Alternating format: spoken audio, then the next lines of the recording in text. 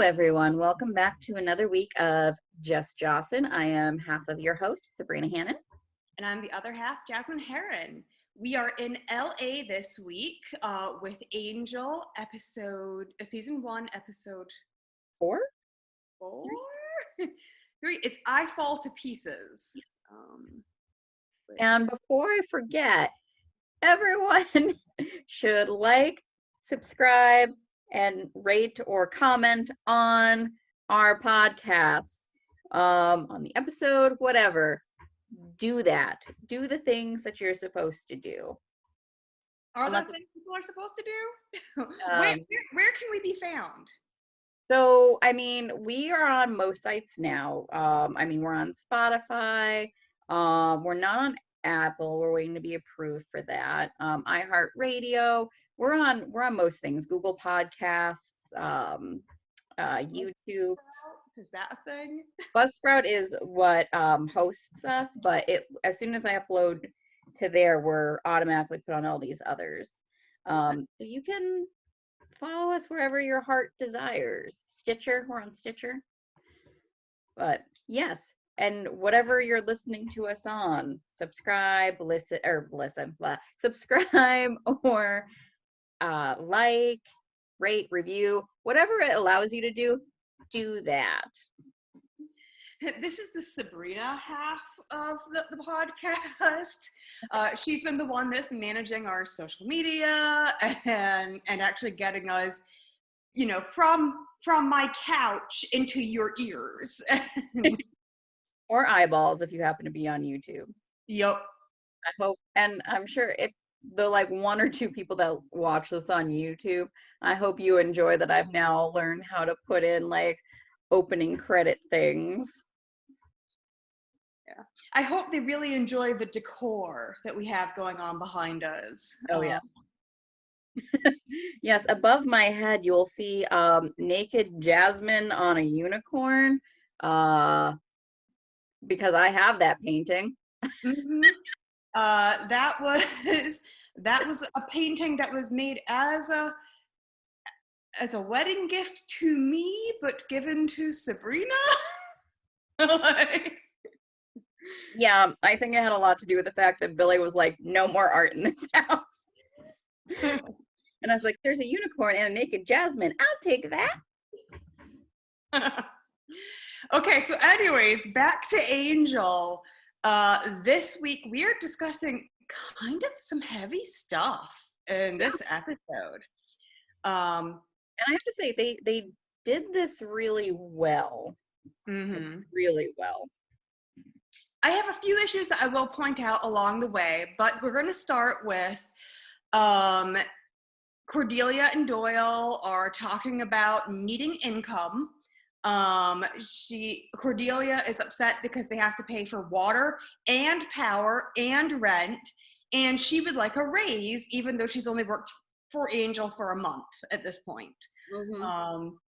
And Doyle says that, Angel likes being all dark and mysterious, and he kind of goes off lost in thought, discussing Angel and his billowing trench coat.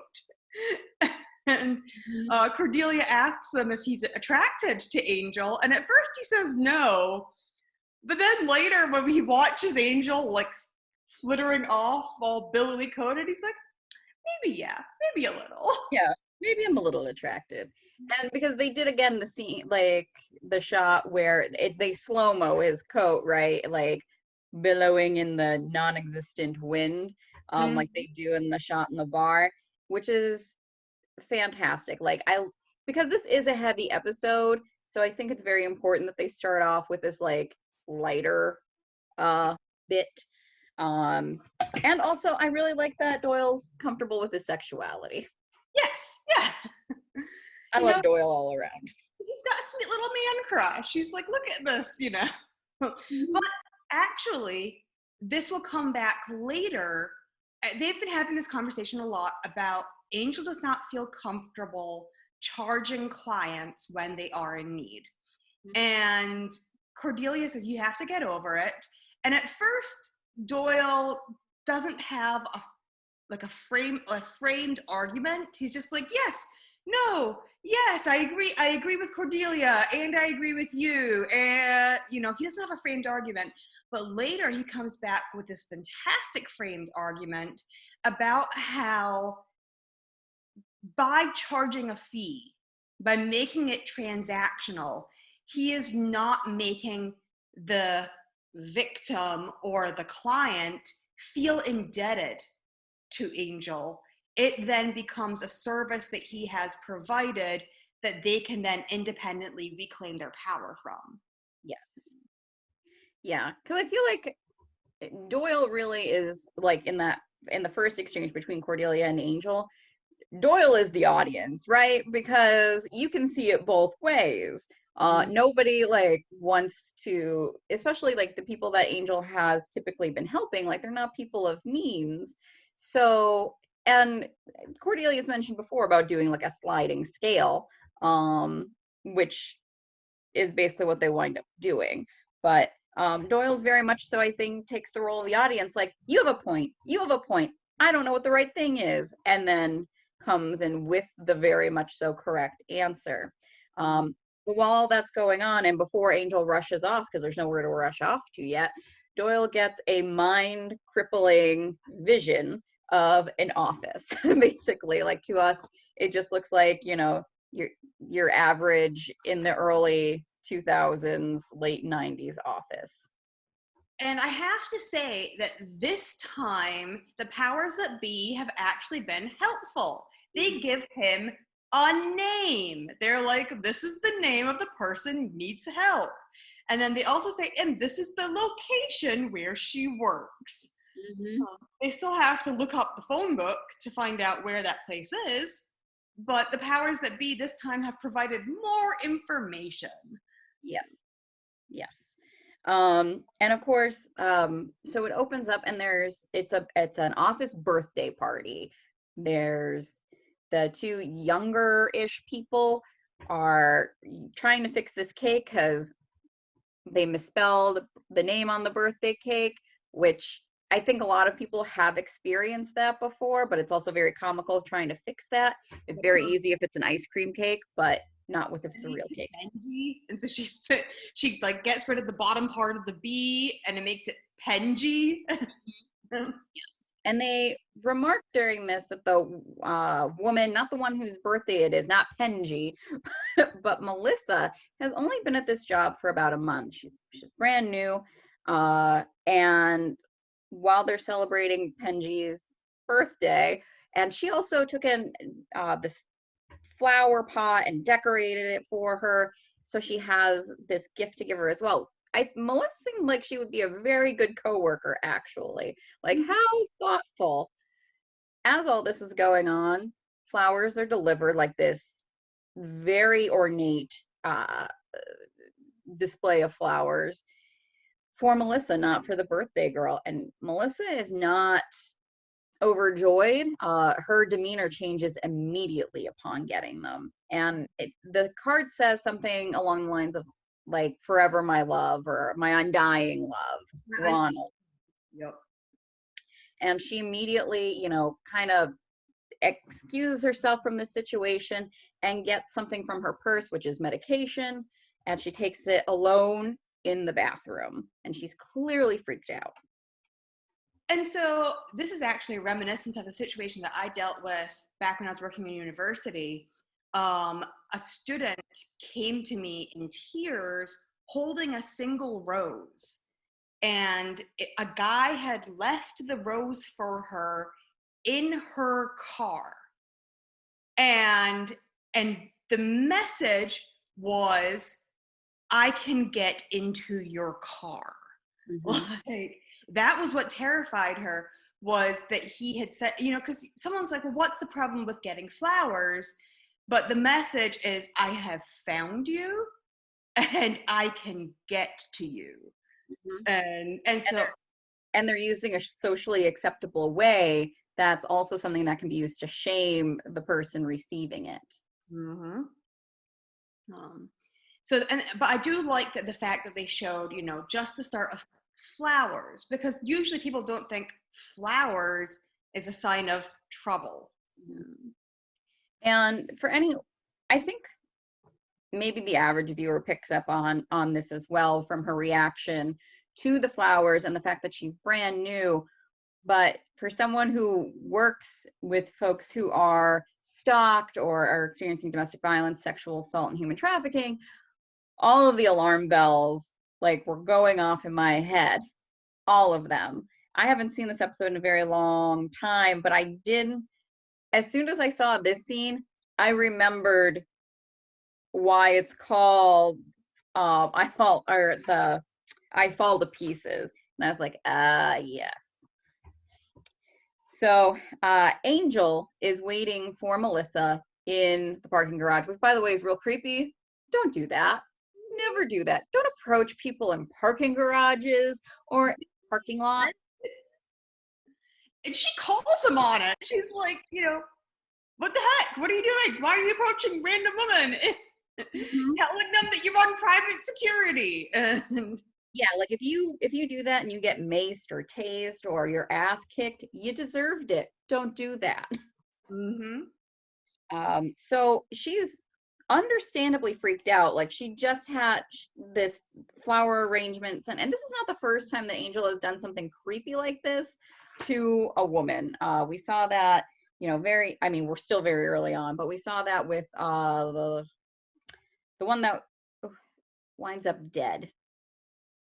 What is her name in like the first or second episode? She's the when Cordelia is talking about the 4 women that they've helped, and 3 of them are still very much so alive. She is not the alive ones. Yep. Was it Donna or Dana? Oh, it's with it is the first episode though. It was Tina.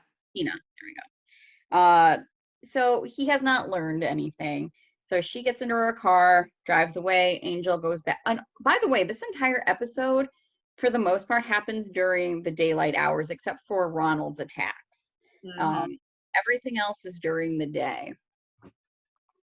But so Angel goes back and is brooding in his office about how, she needs help now and he may have made things worse, which good for him on picking that up finally.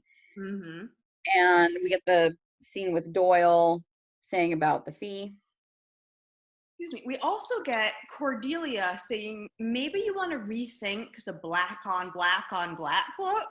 Like you do look a little scary, intimidating when you're trying to make first contact. Which we then see when Melissa goes to her ATM and her PIN doesn't work. And all of a sudden there's this cheerful, and I'm using quotation marks, voice saying it won't work behind her.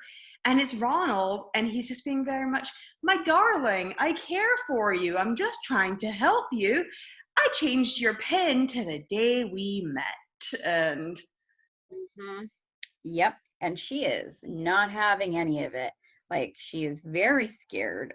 She's not happy about this. And we find out she's been getting stalked by this guy for several months. They had one date, one. And he hasn't let go since then, even though she made it very clear she was not interested. He's also a doctor. He's a neurosurgeon. And turns out he was also her doctor. I'm 100% sure doctors are not supposed to ask out their patients. 100% sure. But, I mean, if you're someone who's going to stalk somebody, rules and regulations aren't really something that you care about. I dated my nurse when I was in college. I remember hot male nurse. I won't say the name. Yep. But no, I agree. That was young and foolish of me, and it was foolish of him. But like, I think there might be a little bit less with nurses and patients than there are with doctors and patients, especially if you are still ongoing treating that patient. I have a friend who ended up marrying his grandfather's nurse. He was his grandfather was dying and he picked up the nurse, and they're happily married now with several kids. But I was just like, that's a story talking about taking lemons and making lemonade. So, okay, so we've got Dr. Ronald Meltzer, this acclaimed neurosurgeon, and he keeps saying, like, I'll see you later, sweetie, and stuff like that. And it's just very creepy. And Melissa keeps trying to establish boundaries. You have to stop doing this. We had one date, and she's expressed that she is not interested in him. She's like, what do you want from me? And he goes, I just want to take care of you. And she's like, no. But he, again, just completely ignores her protests. Mhm. And then he holds out her money for her, and she takes it, and he tries to lean in to kiss her, and she dodges. She's like, money, and flees. But then she does call Angel's number. And Angel's immediate thought when he hears that she's coming in is, I need to change my shirt. Mhm. Yeah. But thank goodness Cordelia is there as well. I think that Cordelia is a wonderful first impression, like, support system for someone coming in. Could you imagine if Melissa came in and it was just Angel and Doyle? Yeah. Like, Specifically for a woman coming in. mm-hmm. A man probably wouldn't have a problem walking in and just seeing Angel and Doyle. And I feel like Cordelia does a really good job at helping clients put their guard down, Mhm. like helping them actually feel more at ease discussing their issues. And, when Melissa says he was my doctor, I didn't want to go on a date with him, and Cordelia immediately says, he saved your life. You felt indebted. Plus, he's a doctor. Like, she just, she says all those things that you're thinking, but you don't really want to say. And Yeah, so it really helps that the client know that somebody else understands where she's coming from. One of the things that I really like about this episode is that the stalker is a well-respected doctor, Mhm. because people have this idea in their head that abusers, whether they're rapists, domestic abusers, or stalkers, are like, these throwaway people, are like strangers. No, no, no. These are like, anyone can be. And in fact, people who have credentials or are respected members of society, they are the most dangerous. He got away with the stalking charge. In fact, his law firm, his lawyers, which are Wolfram and Hart, turned around and went after Melissa. So, and this is something that happens in the real world all of the time. So I think it is so important that they use someone who is a well respected in his field. And just hearing like neurosurgeon doctor, it's someone that would be like, well, why wouldn't you want to date this guy? Why wouldn't he? Just wants to take care of you. Now, the one thing I do say is that they didn't make him look overly attractive. He's kind of, He's if not bad looking for an older man. yeah, but I think like they could have even gone even further and made him into like an attractive doctor, so that it would be all the more that it's really what's on the inside that is scary. And Yeah, agreed. But I think especially for the time period that this was leaps and bounds above anything else at the time. There are problems with this episode, but the fact that they did this is huge. mm-hmm, I agree. Um, Also, so when we jump back, Melissa's alone in her apartment changing. Does anyone wear slips anymore? Like, I don't think I really wore them once I became like an adult, but like I don't remember the last time I bought or wore a slip under a dress or like a professional outfit. do you wear stockings though? Sometimes, yes. Usually, because I have to wear compression stockings that are like waist high. And if I want to wear a dress, then usually I wear a slip so that it's not clinging to the stockings. Oh, the fabric? Yeah. So the slip is usually of a material that's going to stop static from clinging to your stockings. So I'm guessing during that time, the fabrics that were a little bit more clingy, like with her skirt or with her dress, a slip would have been more appropriate.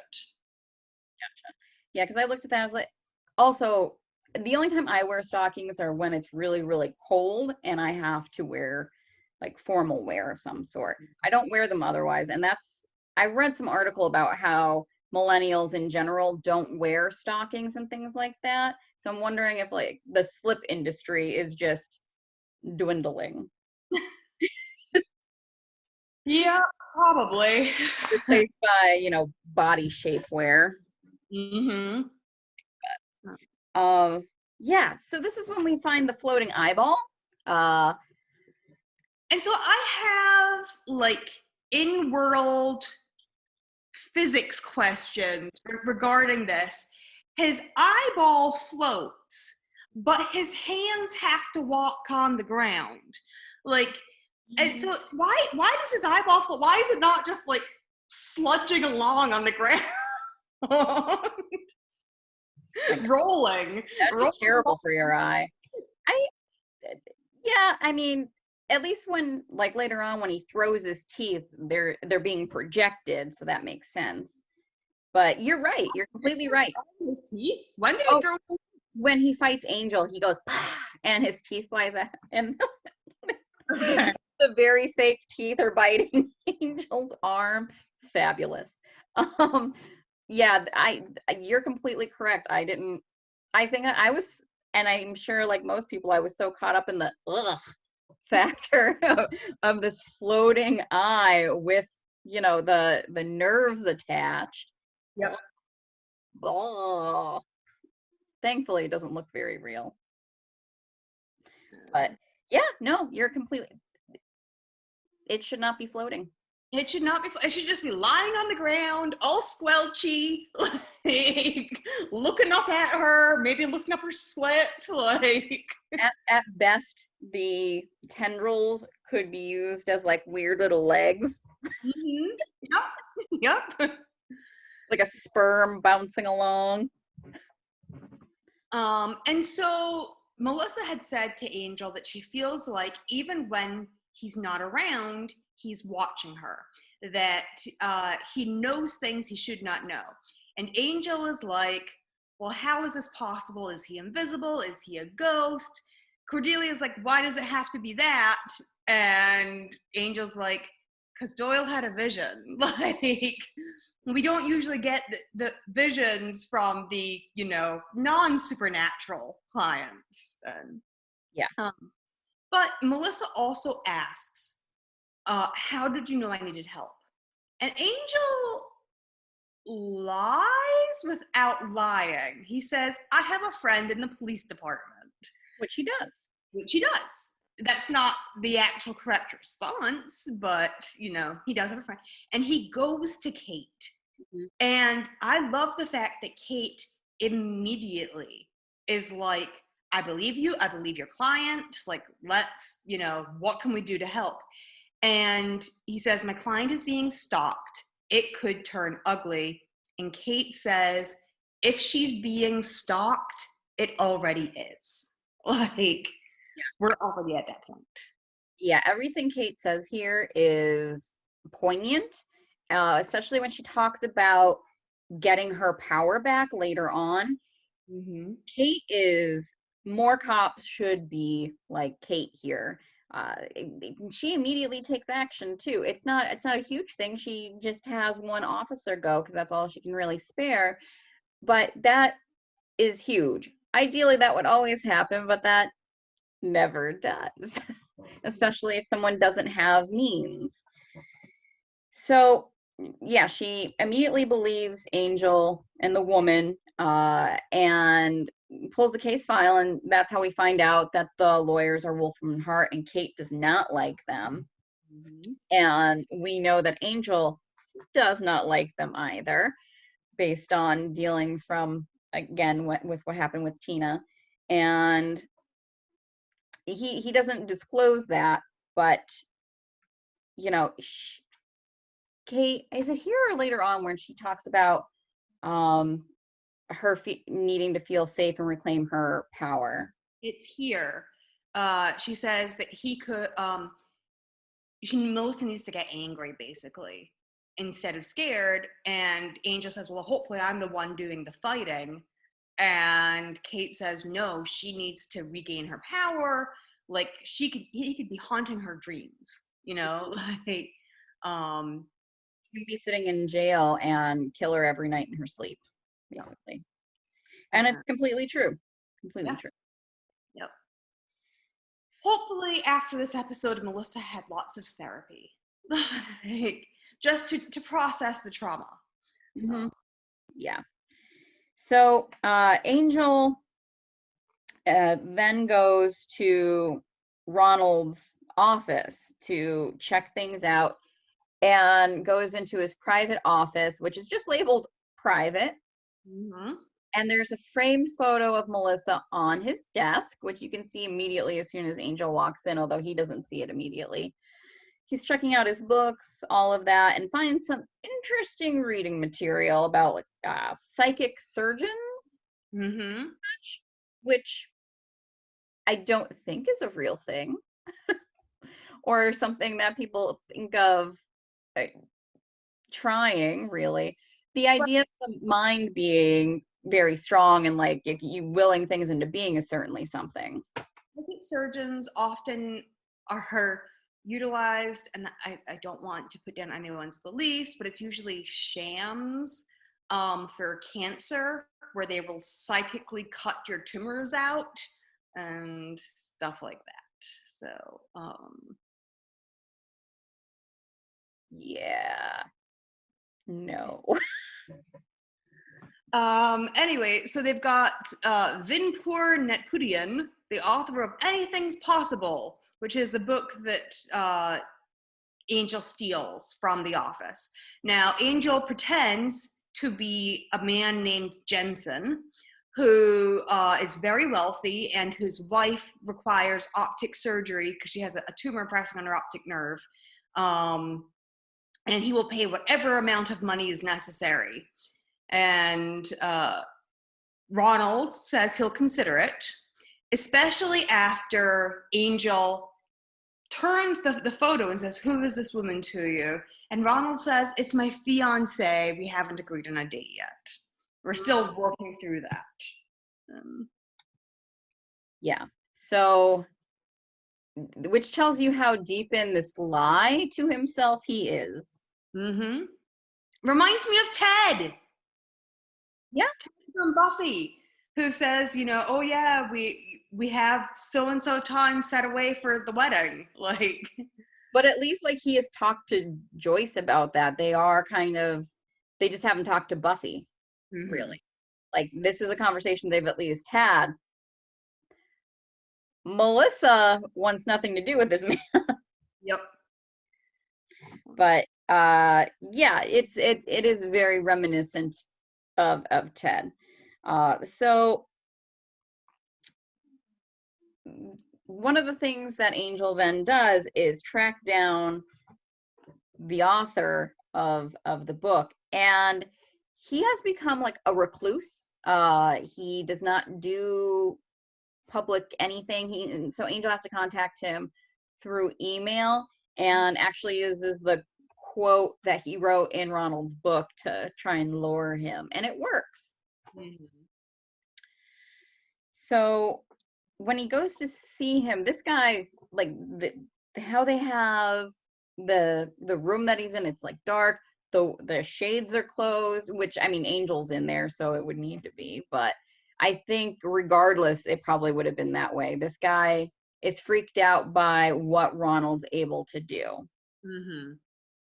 And he basically confirms that he doesn't confirm. He starts them down the trail of Ronald can take himself to pieces and reattach himself. Yep.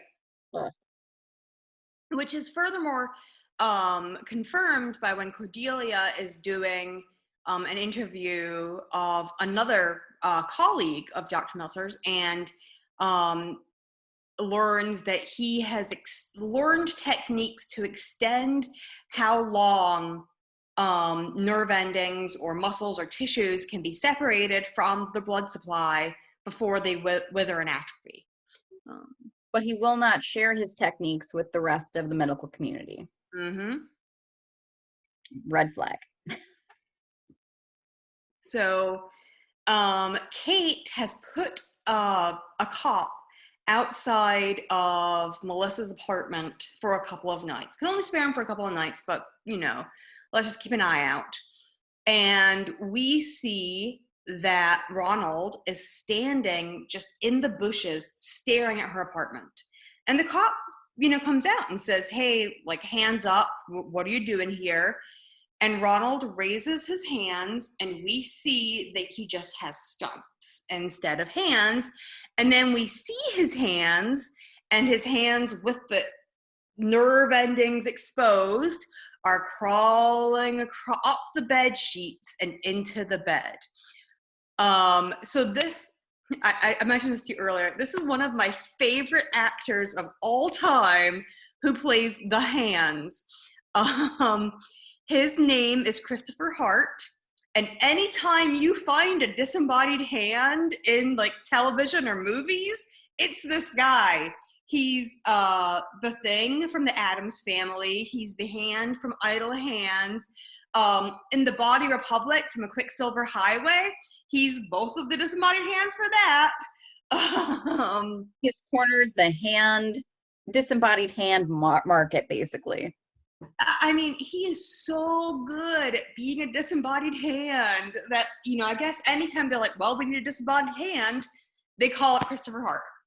And, but yeah, when I saw him, I was like, that's the same hand as for, and I was like, yeah, it is. It's my hand guy. That's an interesting way of phrasing it. Yeah. And we were both talking about so Jasmine likes to pretend to be things sometimes. And I think anyone, it has to be fairly common, especially anyone who grew up in the 90s, late 80s. I also like to pretend to be thing, but my boyfriend hates it. And it's something I do idly. And I will start like just crawling up his arm, and he just goes, ah, because it creeps him out so much. I don't mean to. It's just something I've been doing for like 3 decades or so. Yep, I used to do that to my sister as well when we were kids, and she said I was that creepily good at it. I was creepily good at being a disembodied hand and making sure that like the fingers were doing the actual movement, not just moving my hand with my fingers, like having my fingers move the hand. Exactly. As Sabrina's doing it towards the screen. But yeah, I mean, I feel like there's a certain art to, and again, that they didn't do with the eyeball. They could have had that eyeball wiggling around. Yeah, and I also have a problem, like, so when he holds up his stumps, they look like amputated stumps. Mm-hmm. Fully closed. Fully, like, yeah. How? His eye is just an empty socket. Mm-hmm. Why? They should just be bloody stumps. Yep. And so then, now I have concerns.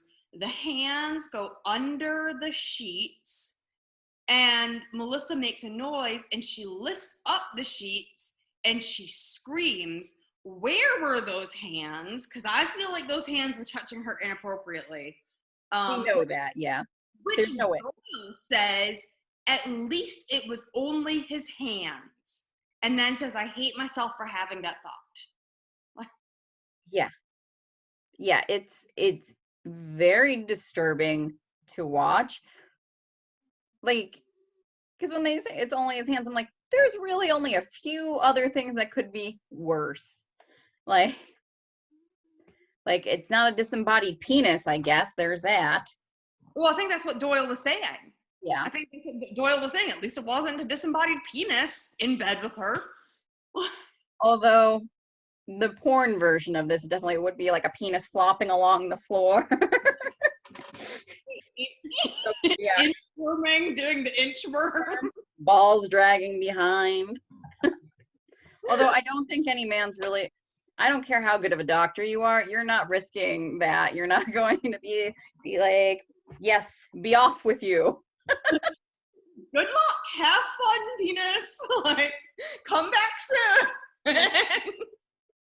Keep your shaft clean. Like, that's not happening. But yeah, so disturbing. So Melissa screams. The cop runs up the stairs to go into her apartment. Is very like, ugh, listen, lady, I can't help you. Like, not even giving her a chance to catch her breath. He's like, did you have a nightmare? Is there someone in here? Goes into her bedroom, does a quick look around, and then says, there's no one in your bedroom, there's no one in your bathroom. He didn't look in her bathroom. He didn't like, and then of course the hands grab him and start choking him. But again, I'm confused as to how they're choking him because there's not enough grip power to actually kill him. Like, Maybe that's why, like, maybe he falls down the steps. Like, so, and that's what kills him. Unfortunately, like, just the stories I've heard from where I work and from people who have had experiences with law enforcement who are experiencing stalking or domestic violence, all that. Like, this is a very accurate depiction of an interaction with a police officer. mhm. It's very accurate. So I've had good and bad interactions with police officers, and I used to actually specifically request specific officers Mhm. because I knew who was going to be good and who was going to be bad. Yep. And, like who was actually going to listen to the victim or the survivor, or who was going to dismiss them and make them feel degraded. And yeah. So, Yeah. It's a real big problem. One second.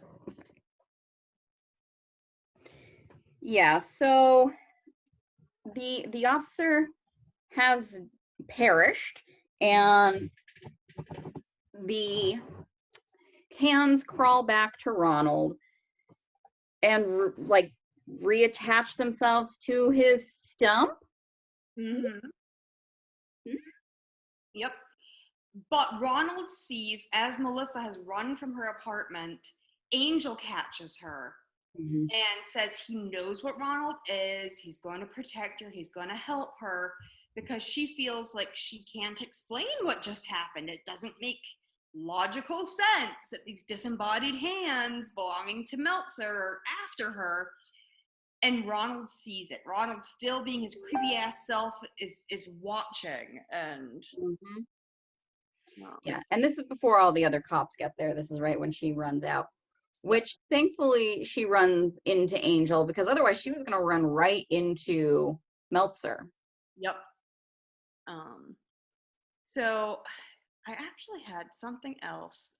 When we were talking about Wolfram and Hart, I totally forgot to mention this. Did you catch the quick snippet about Wolfram and Hart where Kate says the law firm that Johnny Cochran was too good for?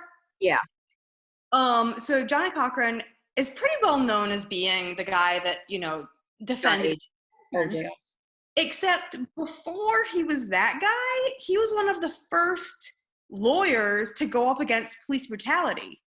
Like, he was really into civil rights and taking care of the people who did not have voices, specifically in issues of police brutality, which makes me also think that maybe that's one of the reasons that Kate has an issue with him. Like, because Kate is a cop. But this was a situation where I was like, yeah, I mean, Johnny Cochran did make a name for himself as being, the celebrity That's defense. what he's known for, yeah.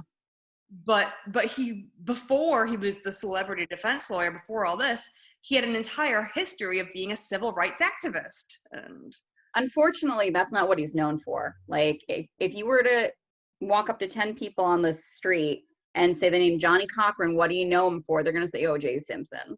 Yeah. So it's possible that that's where they were going with that, but I think it's because everyone knows that O.J. Simpson murdered his wife, and got away with it. And Johnny Cochran and And then wrote a book about it. Yeah. But okay, anyways, so that was a little sidetrack because I just suddenly remembered it, and I was like, oh, I missed that part when we were talking about Wolfram and Hart. But so Meltzer now knows that Angel is not Jensen, or that Jensen is not Jensen, and he's going to take care of this. Melissa goes back with Angel and Doyle and Cordelia, and they're going to like seal up all the vents and stuff to make sure that there's nowhere that random disembodied body parts can come in. If you can't duck it, fuck it. Because he's using duct tape on everything. You've never heard that expression?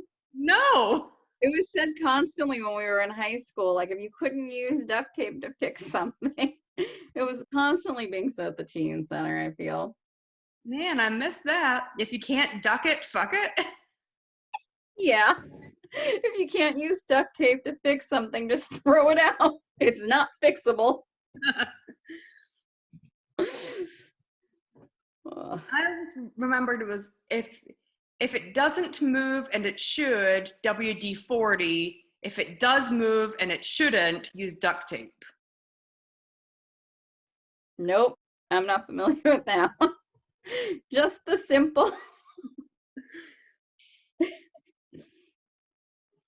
But so Okay. Yeah, Doyle's duct taping every surface possible that has a hole. Yep. But that didn't come out the way I had hoped. And they get a call on the Jensen line that Cordelia answers. Meltzer says that he will handle the wife's surgery, but it needs to be done out of the country. And he needs $100,000 in cash.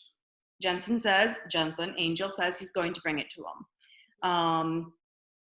And while they're doing that, Angel looks up steel boxes that he can put human body parts in.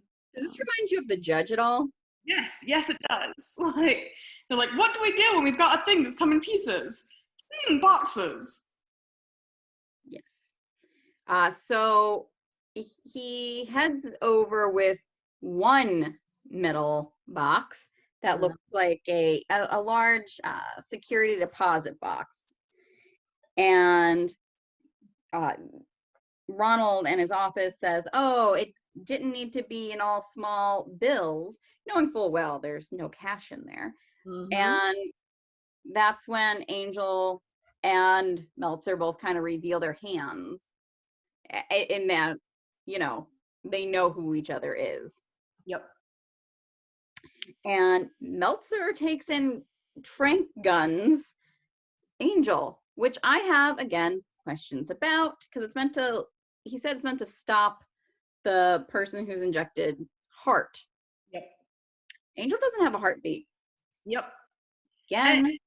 Again, and so when we go back to Buffy, Spike also gets tranquilized multiple times. And I have the same question as, like, how do you operate like a stunning agent if it doesn't go in your bloodstream? Although, aren't there two types of snake venom? One that goes in your bloodstream and one that works on your nerves? I have no idea. I hate snakes and they all should die. So I believe that there's actually two types of snake venom, and I'm wondering if maybe it's something that paralyzes the nervous system instead of going through the bloodstream. Like,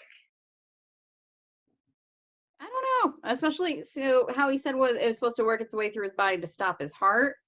Yep. I would think bloodstream. Yep.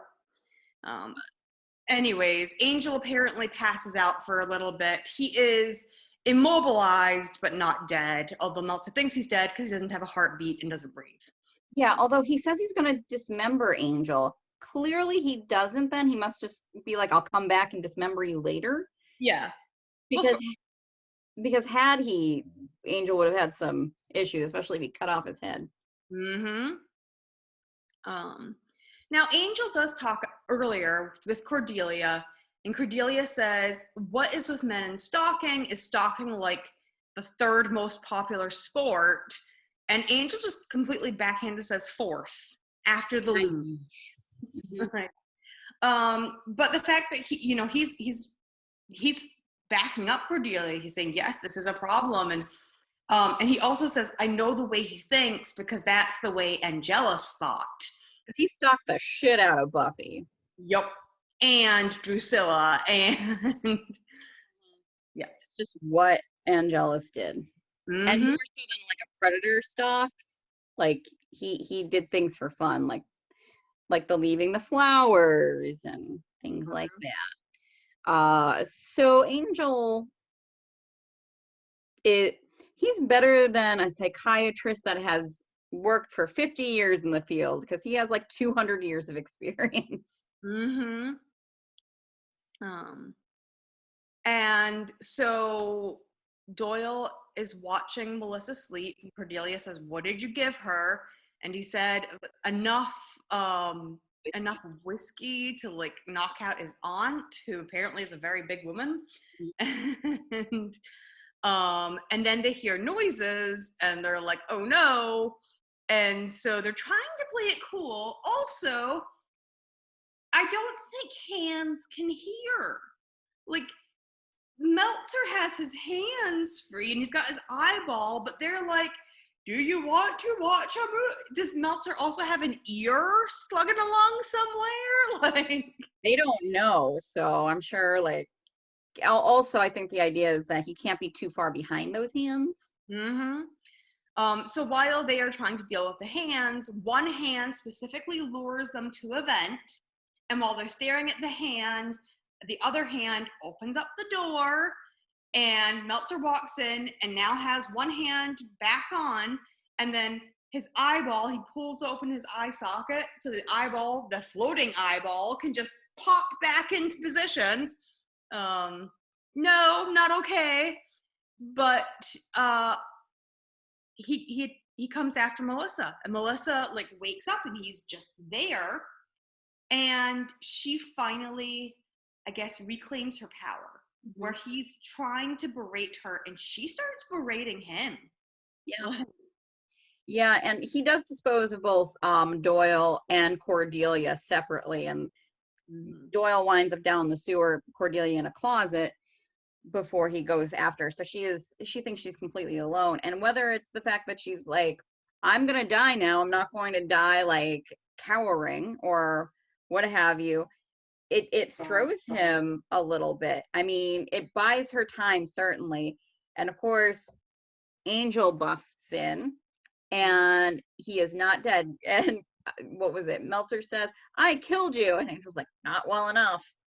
Yeah, he says, how was it that I killed your boyfriend Angel, sort of thing? Mm-hmm. And Angel says, inefficiently. You killed me inefficiently because I'm still here. Yep. And he's literally like falling to pieces, which, so when a stalker, when it does escalate like this to where they're going to kill their victim, it is like they're mentally falling to pieces. This is the physical representation of it. Like his teeth come flying out as he dies, his ears like falling off of him. He's a hot mess. And so Doyle had said earlier, oh, he can come apart at will. And Angel said he's unraveling. And he didn't mean unraveling as in body parts. He meant unraveling because he killed the cop. Yeah. He was mentally unraveling. He was no longer holding it together. Yeah. And that's the thing, like things escalate. Not necessarily that there's going to be a dead cop in the middle of it, but like they will kill to get to, nothing is going to keep them from their victim. A pet is common in this as well. But so Angel takes and just knocks Meltzer's head right off. Mm-hmm. So while he does do the physical fighting, Melissa does the standing up for herself fighting, which is very important in reclaiming her power. Because when we see her again after this, she's quite different.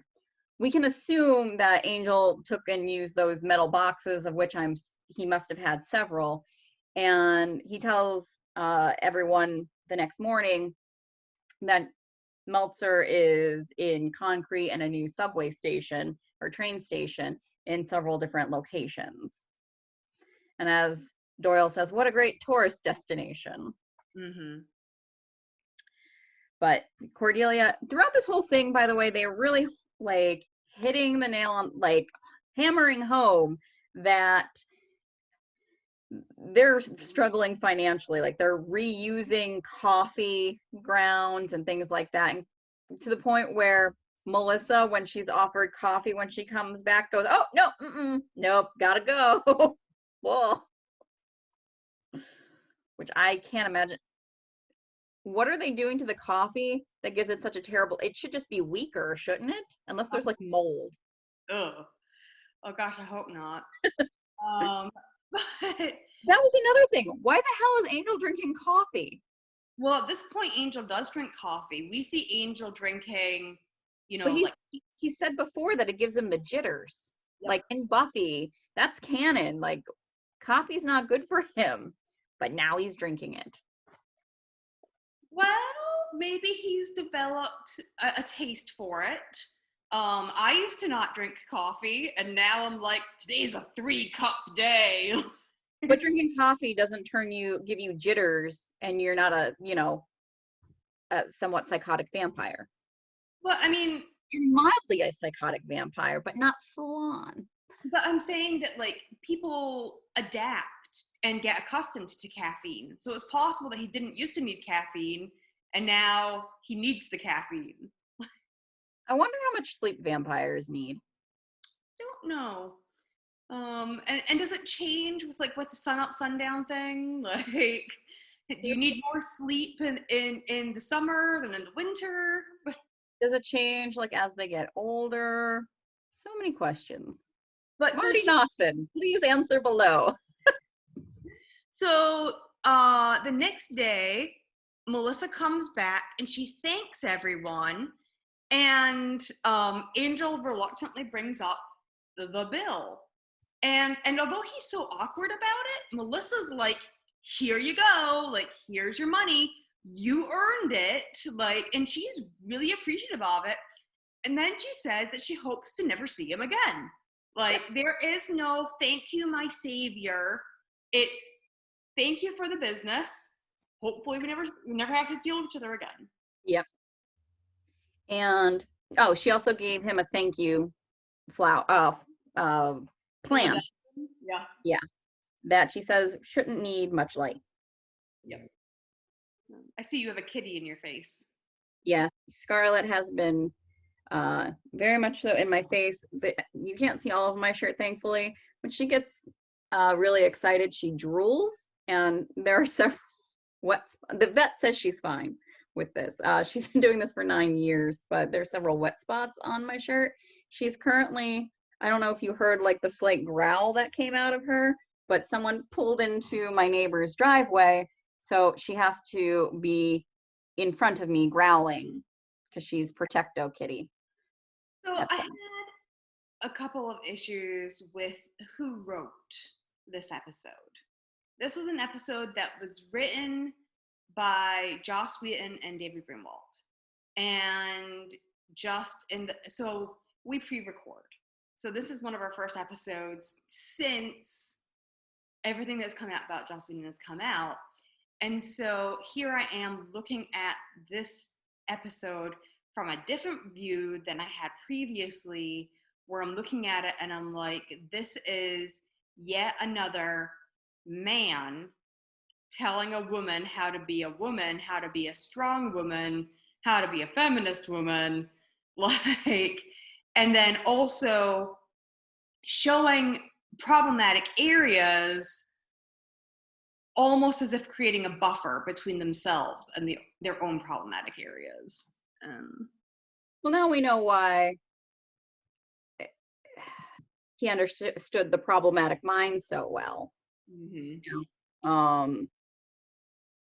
Like the stuff that is said about how Kate needs, or not Kate, the stuff that the Kate says about how she has to reclaim her power, like that is spot on. I don't know if he like consulted with victims' rights or survivor advocates or did some reading about that.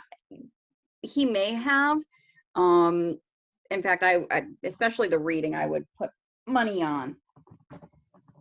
So, but yeah, we now know why he's able to write Angel and Xander so well. Yep. But And I don't know if we've talked about this on the podcast before or not. I feel like we must have at some point. Xander Harris, how he was in high school specifically. When we were in high school, I know I can think of so many guys that were exactly like him. mm-hmm. Thankfully, it has become unacceptable to be like that. Mm-hmm. Like there is progress. I think that obviously people like that still exist. They fall into the nice guy, neckbeardy categories, but it's no longer acceptable. It's not the majority anymore. I don't think Xander Harris as a character, if they were to do a reboot of Buffy, Xander could not be Xander anymore. He couldn't. He would be a bad character. Like he would be a bad guy. He'd be one of the villains. Well, I don't know if he would be a villain, but he would not be a good guy. He would be along the same lines as Cordelia. Like, I don't think you could write that character today without him being a bad guy. I don't think audiences would accept it. Like Xander gets away with it now, but is called, not now, but like when we look back, but he's called out about it. The audiences that would be drawn to a Buffy reboot would not accept him as, Xander 2.0 as a good guy. I think.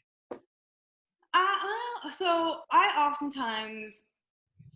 don't want perfect characters. I want flawed characters that you can point out the flaws of and that get called on their shit.